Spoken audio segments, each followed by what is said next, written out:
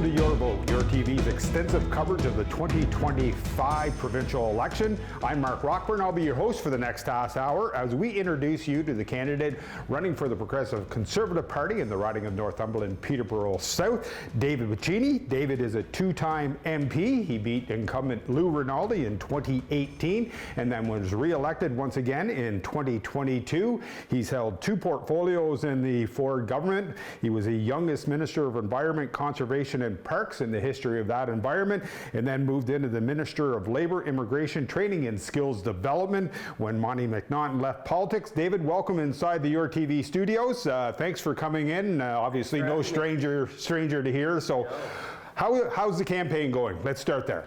It's going really well, thanks, really well. We've had the opportunity to crisscross the riding every corner, had a very successful campaign office opening. Response has been very strong at the doors. A lot of people know me, they know my track record, and Newcastle, very happy with the new school. I know, I make a commitment and deliver, and the response has been really good. We've painted the riding blue with signs, and in fact, we're getting so many in, we can barely keep up with the orders. So I would say very positive and having a fun time on the trail with the team. So for those that may not know who you are, because this is a riding that has seen an influx of many young families, seniors into this riding over the last number of years. So who is David Piccini? Well, I grew up in Port Hope, grew up in our community. Mom and Dad moved out here and I grew up, went to University of Ottawa, worked for the Royal College of Physicians and Surgeons of Canada, and then got elected, and as you mentioned, took on the environment and then labor portfolio. But simply put, I'm someone who wants to make life better in rural Ontario. I'm someone whose why is the same today as it was then. I was always raised to be the sort of change you want to see in the community. I was disillusioned by the fact that we saw manufacturing leaving rural Ontario under the Liberals, and was working in a healthcare system under strain. So got involved to make a difference for our local community, and have been honored to serve the community since. And I'm proud of my record. I think people know, they see me, I'm visible out in the community. I open my door whether you voted for me or not, because best ideas start in our community. Talk about that record. You've had two terms as an MPP. What do you say is your biggest accomplishment so far? Well, I think first and foremost, we've seen a growth in manufacturing in our region that's under threat with President Trump. We have to protect those workers, protect Ontario. I'm very proud to have seen the growth of a number of stores. I mean, Kraft, I would say, here in Cobourg, was sort of the symbol of the Wynne McGuinty Liberal legacy of manufacturing leaving. And today we have manufacturers in the space, we have manufacturers growing around Northumberland. I'm proud of our healthcare record locally. We had no community paramedicine. We do today. Literally saved George Ryken's life. I've mentioned that on your show before. It was covered in the Toronto Star. The two largest base funding increases in Northumberland Hills Hospital's history happened while I've been in office. And it's happened because of conversations. I've been out talking to nurses in our community. We went from a time in the pandemic where we saw an increase in agency staff to just the other day when I was there. At that time, we had 0 agency staff in the hospital. And we've done it through working together, through funding things like the nursing externship program that's helped train a next generation of nurses. Do we have more work to do? Without question, absolutely. But we're paying the tuition of rural doctors now, helping fast track foreign trained doctors to practice. We have one in Trent Hills. And finally, I think everywhere you look from an infrastructure perspective, we had arenas falling apart. Today, almost every arena has had an investment from the Ford government. We've invested in a new seniors center. Little things, Mark, like pickleball in every corner of this riding. Previous governments could have done it. They didn't, we did. And we've seen active programming all over our community. We've helped make buildings accessible. So I'm very proud of the dollars that we've brought into the community. I'll cap it off by yesterday. I was endorsed by Autonomy South Monaghan Mayor Joe Taylor, who said his municipality hadn't received that much funding in their entire history until I came into office, and we've seen significant investment. So I campaign that I'd stick up and fight for rural Ontario. I'm proud of my record, and I'm looking forward to hopefully serving another 4 years with the confidence of the voters of our community. Why are we having this election? We know that your mandate, there was still time left in your mandate. Why now? You know, when with this campaign kicked off, Premier Ford said it was because he didn't have the mandate to fight tariffs. Some may say that, and I'd be one of them that said that with the majority that you had last time during your what you won by, it certainly shows that you do have a mandate to govern the province the way you choose. But why are we having this election? We're having it because the threat of tariffs has a very real impact on people's lives. I was on the phone with a manufacturer in Campbellford just the other day who said to me, Dave, I've got tens of millions of dollars of orders. Those orders have bonds associated with it. Switch gears to a CEO of another manufacturer in Port Hope who spoke to me and said, we have orders 12, 14, 16 months out. We cannot afford to add that percentage. What did that CEO said? I mean, the owners of that company were talking about relocating to northern United States. The sort of investments we have to make to potentially shore up those industries, to fight Donald Trump against the tariffs, the sort of leadership we need, the all of Canada, all of Ontario approach, requires a strong mandate that will outlast President Trump. And that's why Premier Ford's taken this to the people and said, here's our plan to protect workers. That's going to involve significant investments like the Skills Development Fund. That's going to involve a potential spending that we did not have the mandate to do. And we feel that mandate comes from the people, not from politicians in other parties who don't want an election. Because they're low in the polls, but you know, we want that mandate from the people, and we get it from the people, not from other politicians. Could that 189 million or whatever it's costing, or that figure that's thrown around to run to have this election not be used better wise to fight those tariffs, as you're saying? Yeah, I mean, well, we're going to have an election anyways in just over a year, so you know, I would say for what we've seen from the Premier to date, we know we had a strong leader who spoke to the people every day during the pandemic, who helped guide us through the pandemic to the point today where, you know, liberals left a stockpile of no PPE or expired PPE made in China. We were solely dependent on the Chinese. Today, we make that PPE here in Ontario. So we've had a leader who've guided us through tough times before, a strong leader, and we will do that again through Donald Trump and the pandemic. We've seen a leader, the only leader in Canada that had the foresight to get aggressive with American consumers through the ad campaign to target governors, congressmen, senators in advance of these tariffs and really bring us together. So I think the people know what they can expect from Premier Ford, and I do feel he is the best leader to take on President Trump and these tariffs. I'm glad you brought up the ad campaign because we're on the heels of the Super Bowl, and I think everybody saw that the province of Ontario ran an ad during the Super Bowl. Was that money well used for that, for the cost that it cost the government to have that ad run down in the States? Well, I saw a party ad, which is party dollars. That's all I saw during the campaign from us. And I saw the opposition put an ad in as well. And so parties can take their message to the people any way they choose. It's party dollars, and we've got to run a campaign. So I do think ad dollars is well spent, and we've spent a lot of time fundraising to be able to run you know, elections, to help feed volunteers, to help get people on the streets, to help door knock, and we've put a lot of effort into that.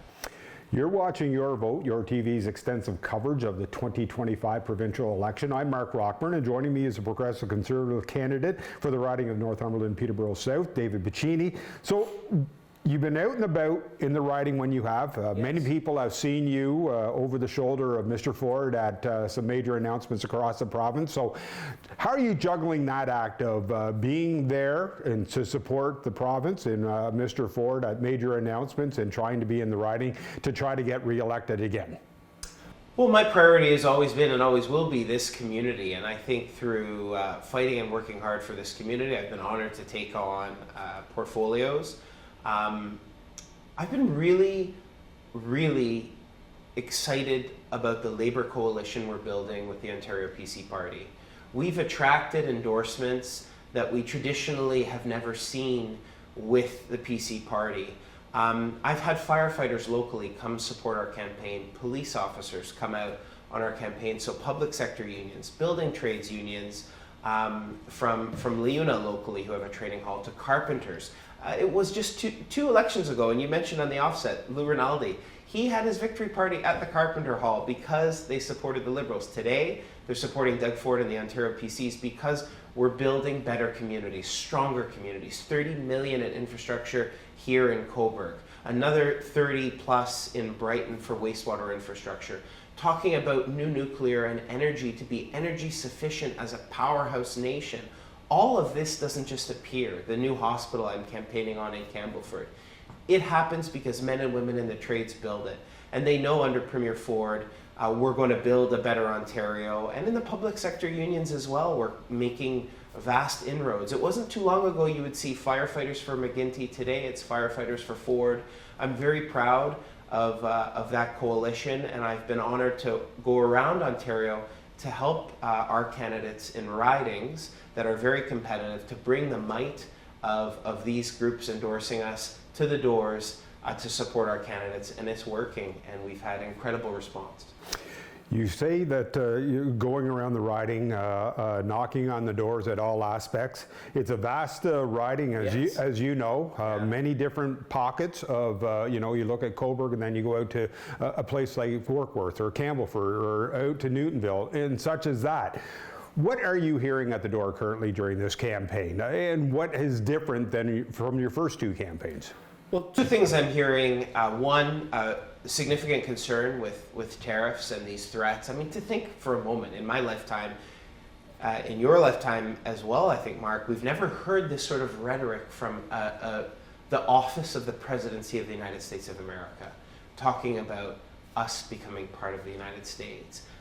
That has scared elderly seniors who've lived through the Cold War, some of whom have lived through a war, the Great War, World War II, I should say, not Great War, World War II, and or who have that in a very recent memory, and so they're concerned about that. Juxtapose that, and sort of the two are inextricably linked, is the affordability challenges. And a lot of people know that we're in an affordability challenge because they've seen us compared to the United States. We pursued a high tax agenda under the same Liberals that ran Ontario, went up to Ottawa to run under Prime Minister Trudeau. They implemented the carbon tax. They brought in place a weakening of our relationship on the world stage with many other countries. We've seen inflationary increases across Canada, crime, drugs in communities that has affected us here in Cobourg. They don't want that. And they know it's the same group that are with the Ontario Liberal campaign. So they're concerned about those two things. I think they recognize that Premier Ford hasn't raised taxes, is the only leader really who can put his money where his mouth is when it talks about tax reductions. And that affordability issue, people want to afford to put groceries on their table. They know that if we produce the energy, if we produce the food here, we've seen our yields up, supporting the greenhouses and our farmers, producing the energy to have reliable electricity rates, and they know Premier Ford's going to bring that, and our PC team. So, and with me, I think they know my track record. I'm accessible, I'm open to fight for our community and to deliver results. David, we're up on break for the first half of the show, but when we come back, we're going to try to talk locally here. We'll touch on Wesleyville, what happened before, where we are now with that. Obviously, we need to talk about the encampment and then now 310 Division Street, and some people saying of maybe you being an absentee MPP, not in the riding as much as you should be, taking care of the locals rather than people across the province of Ontario. So we still have lots more to talk about here. Don't go away. You're watching Your Vote, yourTV's extensive coverage of the 2025 provincial election.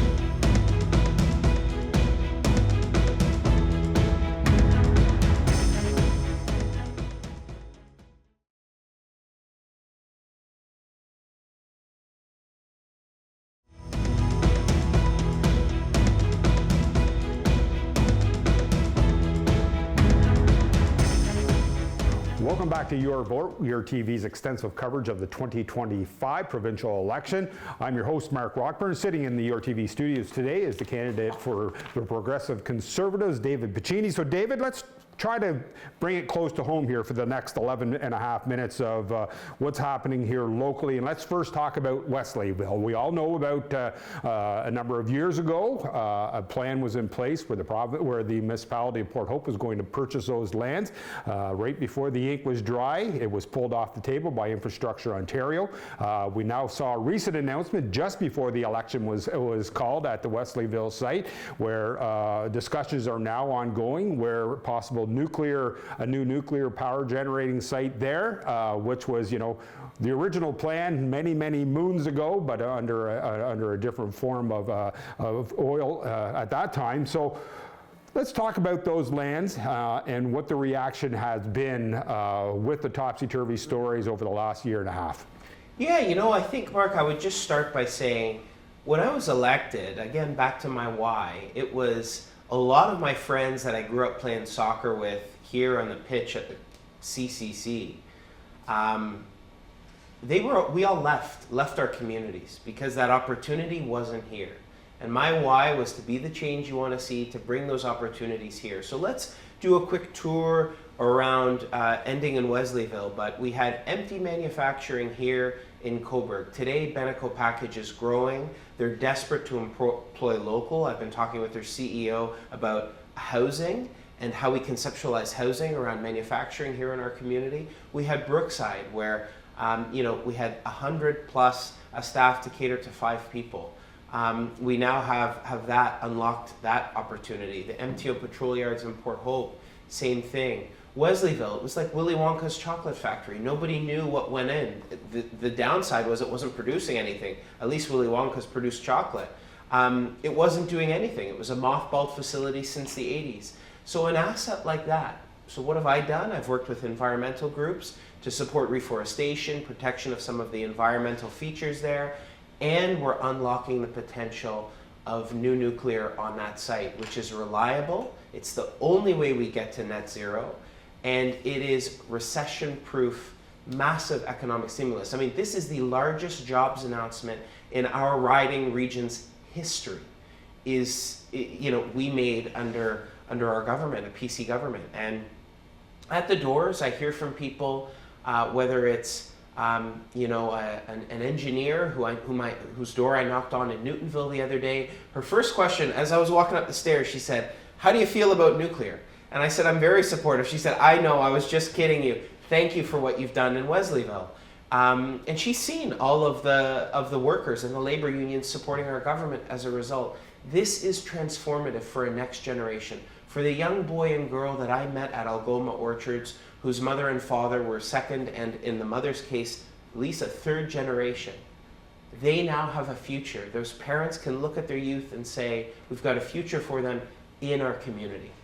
Nobody here wants to be a bedroom community of Toronto, yet we forget to talk. To not be a bedroom community, you got to have industry and jobs so people can live, work, and raise their family right here. I'm proud to have worked with our energy minister to deliver on that. I'm glad that we didn't sell that off, and I think it was a responsible decision. And I think it now presents us with a remarkably exciting opportunity. An exciting opportunity for sure, David, but one that's going to take many years. So people shouldn't be thinking those 1,600 plus jobs or whatever was announced are coming overnight. This is a long process. No, I wouldn't say it's overnight. I would just couch that long process with one thing.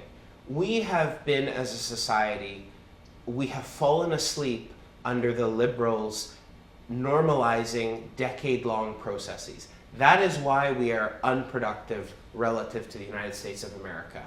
We need a wake-up call as a country, and Premier Ford is leading the charge on getting minerals out of the ground. We can be the richest country on planet Earth. We have the critical minerals we need for a low-carbon future. We have the energy to produce our own energy, to be an energy superpower. We just need to get shovels in the ground and to make it happen. And no leader, no party has ever had that vision. I'm excited to be part of this PC team because we've got a vision for, exceeding 4 years for our grandchildren. And so, it's going to take time, you're right, but I would just also say we're going to need to service that land. That starts today. We're going to need to upgrade the power lines. That starts now. We've said to the municipality of Port Hope, what does it look like? You're going to need improved recreational infrastructure, improved infrastructure in the community. We've put $30 million on the table today to support with that growth. So I do think you're right. You're going to see jobs over time, but any notion that we won't see jobs over the next 24 months would be incorrect, because we will, and we'll see projects as the municipality puts that $30 million to use, and as we, the province, start working with the community, consulting with the community, and get to the place where we have approvals to get shovels in the ground. But we are a ways away from that. You're right, but there will be dollars in our community, irrespective of the final decision, but those dollars are here to stay. So let's shift gears to do the encampment and at the Brookside property that was there for over a year and a half or more. What would you have done different now looking back, or would you have done anything different the way you dealt with that? Well, I understand the frustration of the community in dealing with that. It wasn't unique to Cobourg or Ontario. We've seen it all across Canada. We've seen the legalization of hard drugs. We've seen generations of people, more people die, to overdose than in armed conflicts abroad. That is a tragedy. And that is a tragedy as a direct result of the fact that the government legalized these hard drugs, embarked on a failed experiment to supply drugs to people that has resulted in misery, poverty in communities, violence, and then concurrently weakened the criminal code to the point where seniors in Cobourg were scared to go for a walk. I maintain the best path was to pursue sale of the property, which I did, and which I worked with the town and Ministry of Infrastructure on. As I've said to you on this show before, it's nobody wants to have been here to where we are, but you have as a public policymaker, you have two approaches. You can sort of say, woe is me, and complain and point the finger, or you can roll up your sleeves and do something about it. We've closed injection sites near schools in Ontario. We've given money to municipalities. If this was a question of dollars alone, we would have solved the problem. We've funded heart hubs. We've funded nurse practitioners in with police officers to get people mental health and addictions care. We've said it's not about supplying drugs, it's about bringing loved ones home and giving them the care that they deserve. And we've funded additional beds, both inside and outside our community, to do that. We've supported our mental health clinic here. We've helped youth with rebound. Children and Youth Services, funding innovative models so that we go upstream so that youth don't even end up unhoused. We've also funded Elgin Park. We've supported innovative housing models, getting youth into the trades to build modular housing. So I've supported that as Labour Minister. So all of these things reflect a roll-up-the-sleeves approach to try and get things done. And we've supported the police with bail compliance units to ensure we're enforcing bail conditions. Because in many respects, drug dealers peddling these drugs, you've seen it, I've seen it, 2, 3, 4 times out on bail because of the weakened criminal code. And we've said to the federal government, let's work together to strengthen that code. We've done our part. I'm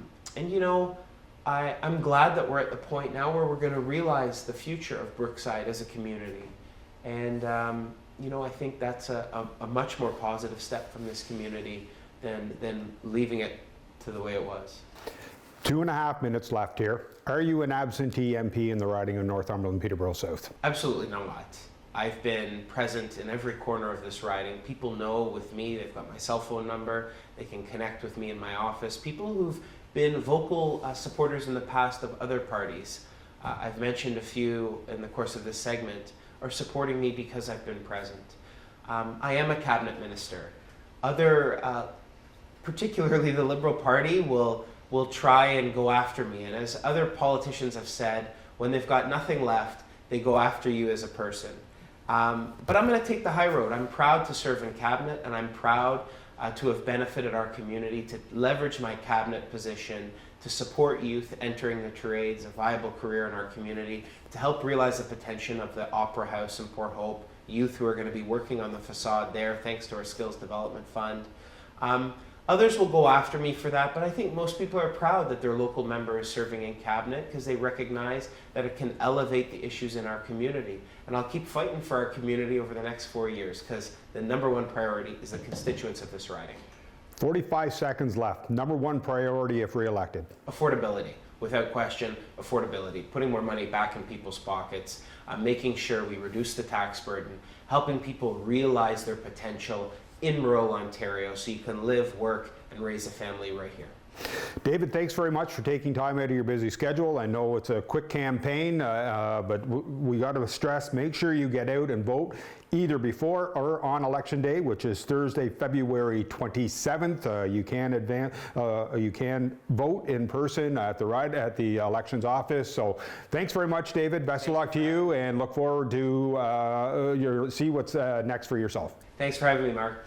You're watching Your Vote, Your TV's extensive coverage of the 2025 provincial election. We'll see you next time.